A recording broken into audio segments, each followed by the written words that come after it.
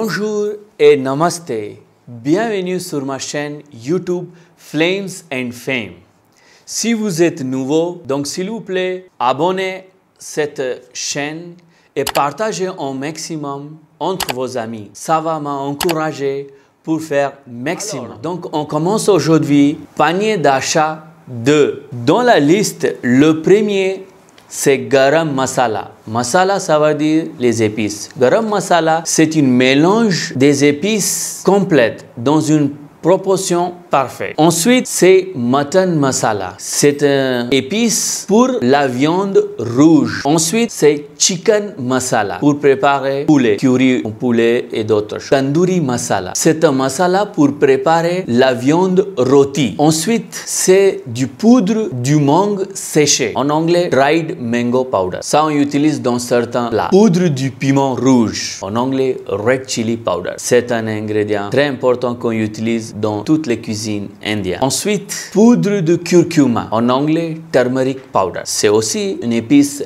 essentielle. On utilise presque dans tous les plats et c'est aussi très bon pour la santé. Ensuite, poudre de la coriandre. Ça aussi, on utilise dans tous les plats et c'est un ingrédient très essentiel. Ensuite, poudre du gingembre séché. En anglais, dried ginger powder. Ensuite, poudre de l'oignon. En anglais, onion powder. C'est un ingrédient qu'on utilise beaucoup pour préparer quelque chose grillé, comme poulet de KFC, on utilise ça. Ensuite, poudre de l'ail. En anglais, garlic powder. C'est aussi, on utilise beaucoup dans les préparations grillées, des choses comme ça. Aussi comme KFC. Après, c'est du sel de rocher. En anglais, rock salt. C'est très bien pour notre santé. Moi, personnellement, je préfère cette sel de rocher. C'est très bien pour notre santé parce que dans cette sel, il y a potassium. Ensuite, du sel blanc qu'on utilise partout dans le monde. Ensuite, feuilles de curry. En anglais, curry leaves. En général, on utilise ça fraîche. Mais en Europe, chez vous, vous pouvez trouver séché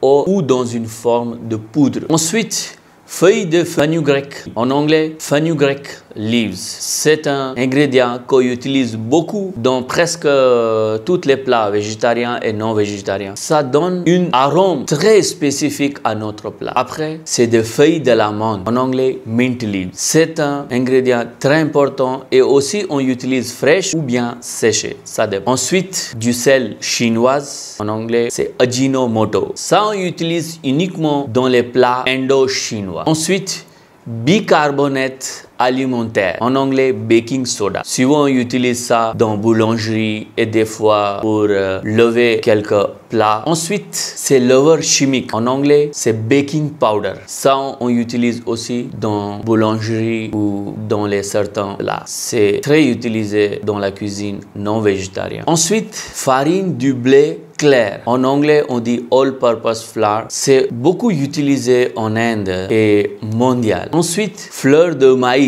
En anglais, corn flour. On termine notre partie 2. Merci pour m'avoir regardé et à bientôt. Jusqu'au revoir.